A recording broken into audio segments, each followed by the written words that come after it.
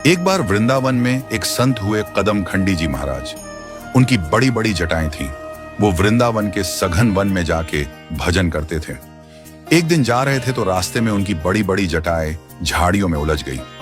उन्होंने खूब प्रयत्न किया किंतु सफल नहीं हो पाए और थक के वहीं बैठ गए और बैठे बैठे गुनगुनाने लगे, हे मुरलीधर छल्लिया मोहन, हम भी तुमको दिल दे बैठे, गम पहले से ही कम तो ना थे, एक और मुसीबत ले बैठे। बहुत से ब्रजवासी जन आए और बोले, बाबा हम सुलझा देवे तेरी जटाएं। तो बाबा ने सबको डांट के भगा दिया और कहा कि जिसने उलझाई वही आएगा अब तो सुलझाने। बहुत समय हो गया बाबा को बैठे बैठे, तुम आते नहीं मनमोहन, क्यों इतना हमको तड़पाते हो क्यों, प्राण पखेरु लगे उड़ने, तुम हाय अभी शर्माते हो क्यों। तभी सामने से 15-16 वर्ष का सुंदर किशोर हाथ में लकुटी लिए आता हुआ दिखा, जिसकी मतवाली चाल देखकर करोड़ों काम लजा जाए। मुखमंडल करोड़ों सूर्यों के जितना चमक रहा था और चेहरे पे प्रेमियों के हृदय को चीर देने वाली मुस्कान थी। आते ही बाबा से ठाकुर जी बोले, बाबा हमहू सुलझा दें तेरी जटा।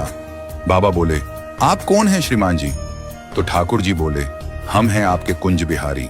तो बाबा बोले, हम तो किसी कुंज बिहारी को नहीं जानते। तो भगवान फिर आए थोड़ी देर में और बोले, बाबा अब सुलझा दें तेरी जटाएं। तो बाबा बोले, आप कौन हैं श्रीमान जी। तो ठाकुर जी बोले, हम हैं निकुंज बिहारी। तो बाबा बोले, हम तो किसी निकुंज बिहारी को नहीं जानते। तो ठाकुर जी बोले, तो बाबा किसको जानते हो बताओ। तो बाबा बोले, हम तो निभृत निकुंज बिहारी को जानते हैं। तो भगवान ने तुरंत निभृत निकुंज बिहारी का स्वरूप बना लिया। ले बाबा अब सुलझा दूं।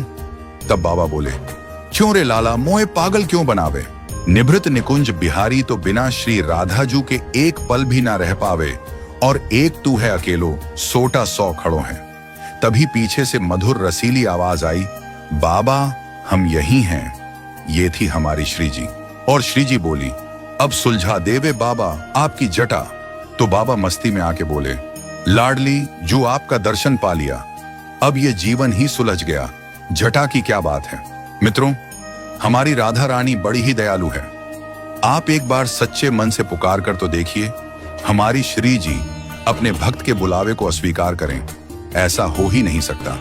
तो आज से ही घर में यह नियम बनाइए कि जब भी आपको समय मिले तो राधा कृपा कटाक्ष का पाठ जरूर करें।